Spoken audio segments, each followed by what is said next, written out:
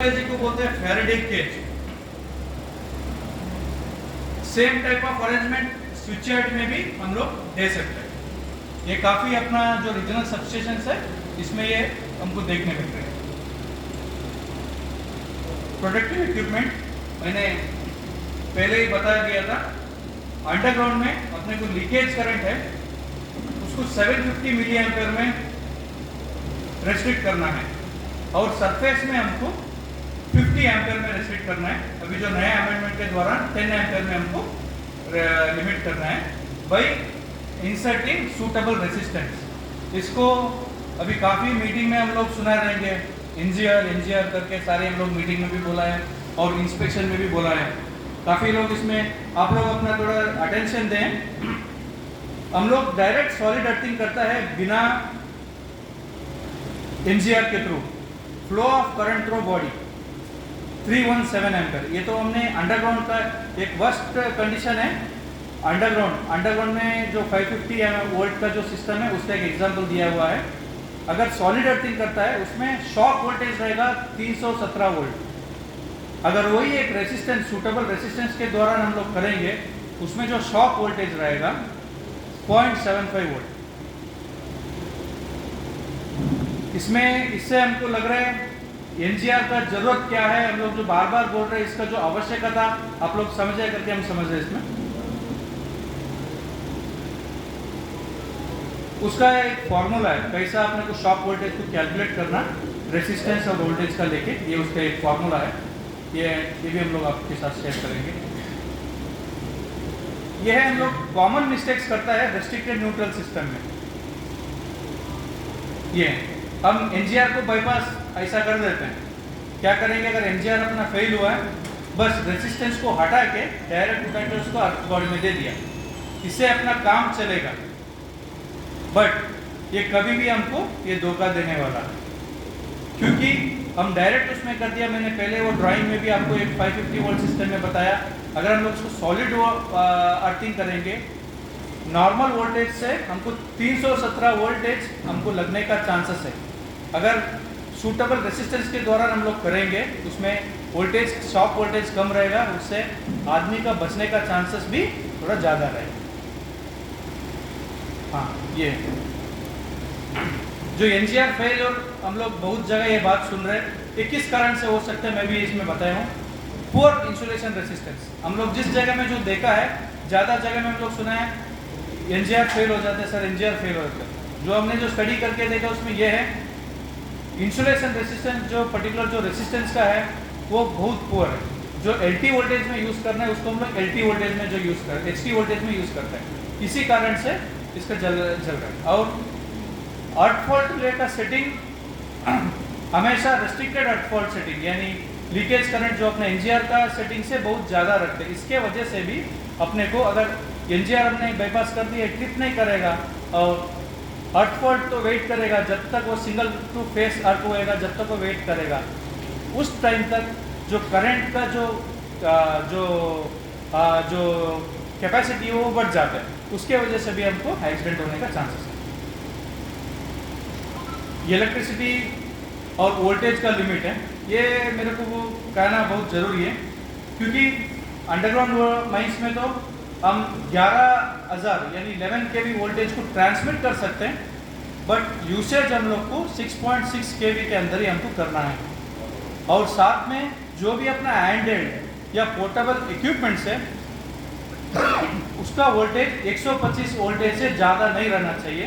उसका face to face 125 voltage से ज़्यादा नहीं होना चाहिए। हम लोग कई जगह में फेस टू फेस यूज़ नहीं करता है, फेस टू न्यूट्रल यूज़ करता है।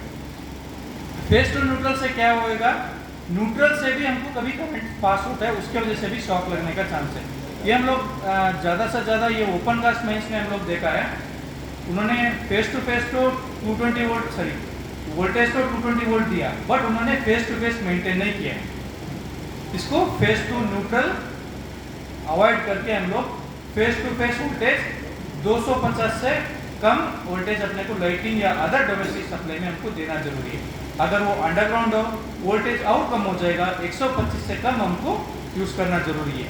ये आप लोग भी बड़े बड़े जो टॉप मैनेजमेंट भी अपने पास साथ में बैठा है, आप लोग का रेगुलर जो इंस्पेक्शंस में और आईएसओ का इंस्पेक्शन में भी ये पॉइंट को हम ध्यान में रखना बहुत जरूरी है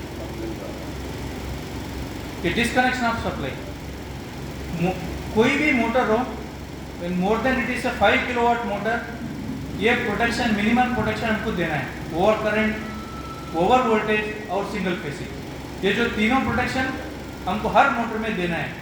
और ज़्यादा से ज़्यादा जो अपना अंडरग्राउंड ड्रिल इक्विपमेंट्स है इसमें देना बहुत ज़रूरी है। कभी अपना जो लोड का हिसाब से वोल्टेज बढ़ेगा या घटेगा उसमें भी हमको प्रोटेक्ट करना है। सिंगल फेसिंग भी हमको प्रोटेक्शन एकदम डिस्ट्रीब्यूशन एंड में हमको देना बहुत ज़रूरी है, क्योंकि कोई कोई जगह में फेस में 100 मीटर्स है और ओपन कास्ट में मिनिमम 300 मीटर का फ्लेक्सिबल केबल भी हम लोग यूज़ करता है। सो सिंगल फेसिंग होने से हमको उसी मशीन में हमको ट्रिप होना बहुत ज़रूरी है। केबल्स में तो अगर कोई भी अपना जो केबल है, माइंस में तो आर्मर केबल यूज़ करते हैं in case of power cable, और ट्रेलिंग केबल में हम लोग स्क्रीन केबल यूज़ करते हैं। उसमें जो स्क्रीनिंग रहता है या आर्मरिंग रहता है उसका जो conductivity 50% minimum 50% to that of main conductor उसका होना ज़रूरी है। इसको आप लोग कैसे इंश्योर करेंगे, हम नॉर्मली फील्ड में तो हम कर नहीं सकते। इसको इंश्योर करने के लिए जो मैन्युफैक्चरर प्रॉपर इंडियन स्टैंडर्ड को फॉलो कर रहे हैं हमको चेक करना है। फॉर एग्जांपल अगर पावर केबल है, XLP इंस्यूलेटेड है तो IS 7098 है और इंडियन स्टैंडर्ड उसको फॉलो करना है। अगर PVC केबल है तो IS 694 है। अगर ट्रेलिंग केबल है तो IS 14494 है। इसको हमको अपना जो मटेरियल डिस्क्रिप्शन सेलेक्ट करता है और किसी को ऑर्डर देते हैं उसी टाइम में इसको चेक करना है। और कभी मौका मिलता है अपना जो फील्ड से एंड इंजीनियर्स को कैसा चेक वगैरह होता है वो भी आप लोग जाके देख सकते हैं। ये फ्लेक्सिबल केबल्स के बारे में बताया गया। Flexible cable in the sense domestic भी हो सकता है, और अगर इंडस्ट्री में इन स्पेसिफिक माइनिंग में जो अपना शोवल है, ड्रैग लाइनर है, और कोई जगह में पंप्स भी है, पोर्टेबल पंप्स है, 250 वोल्ट एंड अबव में हमको फ्लेक्सिबल केबल जो यूज़ करता है उधर मेटालिक स्क्रीनिंग होना चाहिए और पायलट कोर प्रोटेक्शन होना चाहिए। ये अपना ज़्यादा जगह में जो ड्रिलिंग मशीन्स अपना जो एम्प्लॉयड है उधर स्क्रीनिंग तो रहता है बट पायलट कोर प्रोटेक्शन नहीं रहता है। पायलट कोर प्रोटेक्शन मैक्सिमम जो इलेक्ट्रिकल इंजीनियर्स उनको पता है। पायलट कोर प्रोटेक्शन का ये यूज़ है, जो मशीन है और फील्ड स्विच है ये दोनों का बीच का जो अर्थिंग कंटिन्यूटी हमेशा वो नापते रहेगा। अगर कभी भी अर्थिंग कंटिन्यूटी कटेगा वो सिस्टम हमको ट्रिप होना चाहिए। ये सिस्टम हमको बहुत ज़रूरी है क्योंकि मशीन फील्ड स्विच से कभी ज़्यादा से ज़्यादा 300 मीटर में रहता है, उसमें हमको अर्थिंग कंटिन्यूटी हमेशा मेंशन करना है। कभी कभी उसके साथ एक इमरजेंसी स्विच या पुश बटन के साथ भी दे रखते हैं। अगर मान लो कभी कंडीशन में उस ऑपरेटर को फील्ड स्विच से पावर काटना हो, इमीडिएटली पावर काटना हो, वो क्या करेगा? अगर वो प्रॉपर चैनल के थ्रू जाएगा, इलेक्ट्रिशियन को बताएगा, उस टाइम तक हादसा जो होना है वो हो जाता है। इसी के लिए अर्थिंग कंटिन्यूटी के दौरान हमको पायलट प्रोटेक्शन के दौरान हमको पावर काटने का एक फैसिलिटी भी करना चाहिए। ये ऑपरेटर का कैबिन में एक स्विच देना है। अगर मान लो उसको कभी भी वो फील्ड स्विच से पावर काटना है, उसको उधर से प्रेस करेगा, अगर लॉकिंग अरेंजमेंट है तो लॉक कर दो, फील्ड स्विच से पावर काटेगा। ये हमको बहुत ध्यान रखना जरूरी है। हाँ, फ्लेक्सिबल केबल का जो लेंथ मैंने इसमें बता दिया है। अंडरग्राउंड में तो लेस देन 100 मीटर्स होना चाहिए, ओपन कास्ट में 250 मीटर्स है। हाँ, ये सबसे इम्पॉर्टेंट है। सुपरवाइजर, हम लोग काम तो कभी कभी हमको लगता है काम बहुत कम लोग करते हैं, बट सुपरवाइजन बहुत लोग इसमें इन्वॉल्व हो रहे हैं। अगर इलेक्ट्रिकल में दे तो इलेक्ट्रिकल सुपरवाइजर रहेंगे, फोरमैन रहेंगे, उनका particular area electrical engineer, safety officer, electrical head. Same mining में भी ऐसे ही अपने को सुपरवाइजन रहेगा। सो इस सुपरवाइजर को हमको बराबर उनका जो रोल्स एंड रेस्पॉन्सिबिलिटी को क्लियर करना चाहिए। कभी नॉर्मली इंस्पेक्शन टाइम क्या होता है, किसी को भी सुपरवाइजर जो ऑथराइज किया उनको ले आ जाता है। अगर हम उस इंस्टॉलेशन के बारे में पूछेंगे, उस इंस्टॉलेशन के बारे में उनको पता नहीं। कभी कभी बोलेंगे ये तो सर हम आज इस जगह में हैं या हम 3 महीने इधर नहीं थे। सो ये मेरे को इस पर्टिकुलर जो रेगुलेशन उन्होंने को बताना ये ज़रूरी था। जो भी माइंस में जो सुपरवाइजर्स है, अगर माइंस में 10 सुपरवाइजर्स है, 10 सुपरवाइजर का एरिया अलग से बांटना चाहिए और उस एरिया के बारे में उस आदमी को भी जानकारी होना चाहिए। अगर उस आदमी कोई छुट्टी या किसी कारण से जो नहीं रहता है, उनके बदली में कौन रहेगा वो भी उन आदमी को पता होना चाहिए। इसको हम कैसा फॉलो करेंगे, एक प्रॉपर रिटर्न फॉर्मेट के द्वारा। इसका जो मेन रोल है मैनेजर और एजेंट का रोल बहुत ज़्यादा है। अगर सुपरविजन आप लोग अच्छा, हम लोग सुपरविजन का जो स्टैंडर्ड को हम बढ़ाएंगे, माइंस में जो एक्सीडेंट्स होने का जो चांसेस को हम कम कर सकते हैं। तो इसी के लिए मैं यही आशा करता हूँ कि जो पर्टिकुलर पॉइंट को सब लोग ध्यान देंगे। इसमें बताए electrical supervisors are responsible for the proper performance of the following duties. अगर जो भी उनको इलाका दिया गया है, उस इलाके में अंदर कोई सा भी इलेक्ट्रिकल इक्विपमेंट्स हो, उनका जिम्मेदारी वो रहेंगे। उनको जो भी अंडर में जो इलेक्ट्रिशियंस देना है और उसको स्पेयर्स देने हैं, सब उनको देना है और उसको मेंटेन करना है। और एक शेड्यूल 13 जो अपना CA रूल में एक शेड्यूल 13 है, उसमें एक लॉग बुक का एक चेक पॉइंट्स है, उसको भी वो मेंटेन करना है। ये काफ़ी जगह में अपना मिसिंग है।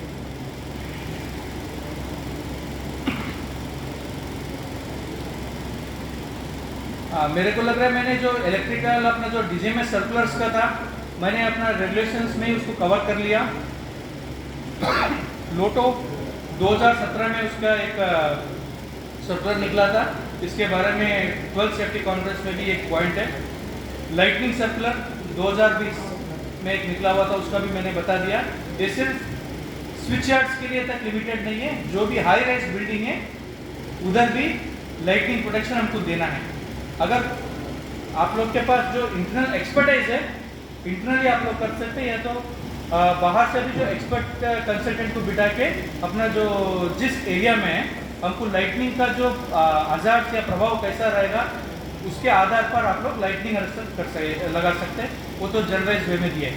केबल, इस जो केबल का जो सर्कुलर है 2014 में आया था, उसमें भी अपना पावर केबल से और ट्रेलिंग केबल से कैसा होना चाहिए और उसमें क्या क्या रूटीन टेस्ट होना चाहिए। रूटीन टेस्ट मतलब मैन्युफैक्चरिंग टाइम में कौन सा रूटीन टेस्ट होना चाहिए और फील्ड में हमको कौन सा रूटीन टेस्ट करना है, वो पूरा इसमें क्लियरली मेंशन है।